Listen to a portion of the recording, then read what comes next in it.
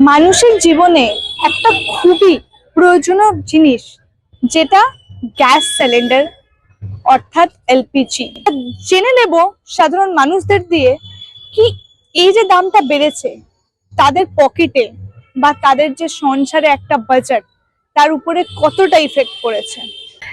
এটা তো এই সিলিন্ডার বা আমাদের রান্নার তেল এই যে অতিরিক্ত বেড়ে যাচ্ছে, এটা যদি একটু কমলে আমাদের সবারই উপকার হয়। কেন এতটা আমাদের পক্ষে সম্ভব হবে না, বাড়তে বাড়তে এমন একটা জায়গায় চলে যাবে যে আমাদের পক্ষে সম্ভব হবে না।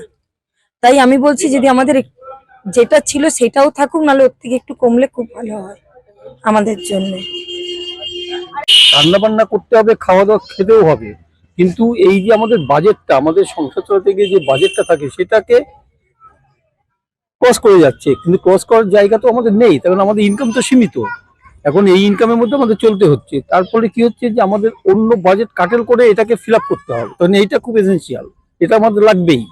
আর যে দামটা বেড়েছে সেটা সত্যি আমাদের পক্ষে খুবই কষ্টদায়ক বা ইয়ে করা, কিন্তু এটাও বুঝতে হবে সিচুয়েশন। এই যে যুদ্ধের দামামা হয়ে যাচ্ছে, এটা কিন্তু সরকারের কিছু করণীয় নেই। প্রচন্ড চাপ পড়বে এতে। আমরা তো আগেও কষ্ট পাচ্ছিলাম, তার থেকে আরো বেশি চাপ পড়বে।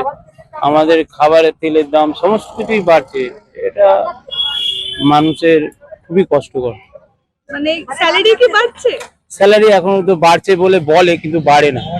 দাম যেটা বাড়ছে সেটা হয়তো বাড়লেও আমাদের রান্না করে খেতে হবে। আমাদের যেহেতু এটার উপর ডিপেন্ডেন্ট প্রত্যেকে, আমি আপনি সবাই, প্রত্যেকের ঘরেই এসে, কিন্তু কি করা যাবে এখন, এটা পরিস্থিতি অনুযায়ী আমাদের চলতে হচ্ছে। ওই যে অন্যদিকে কাটেল করে আমাদের, যাদের স্যালারি আছে তাদের তো স্যালারি বাড়বে না, গ্যাসের দাম বেড়েছে বলে কোম্পানি কি স্যালারি বাড়িয়ে দেবে?